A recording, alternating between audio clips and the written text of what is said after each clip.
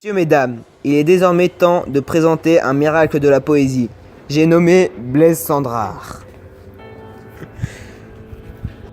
Sous ce nom de Thor se cache un nom plus banal, c'est-à-dire Frédéric Louis Sauzer.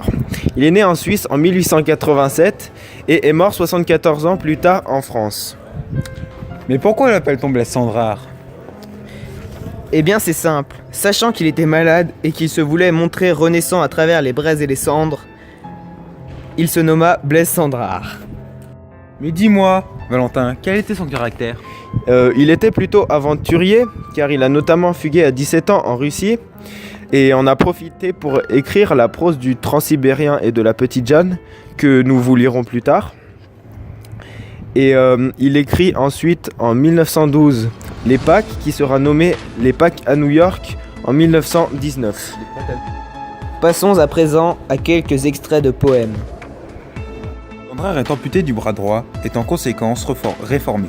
Il écrit sur cette expérience de la main gauche son premier récit en prose. Il s'agit d'une première version de La main coupée.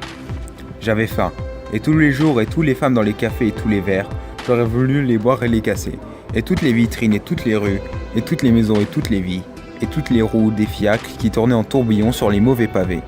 J'aurais voulu les plonger dans une fournaise de glaive, et j'aurais voulu broyer tous les ors et arracher toutes les langues, et liquéfier tous ces grands corps étranges et nus sous les vêtements qui m'affolent. Je présentais la venue du grand Christ rouge de la Révolution.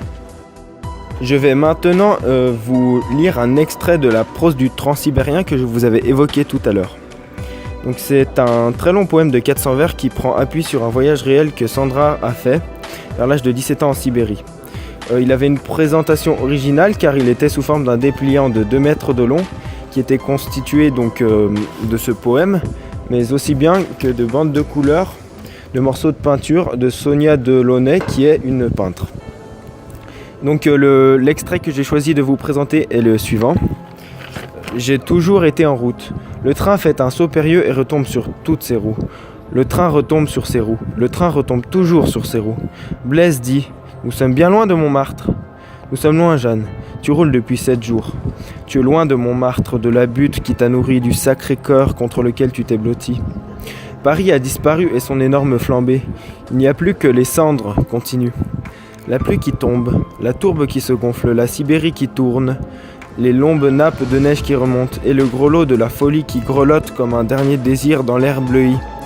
Le train palpite au cœur des horizons plombés et ton chagrin ricane.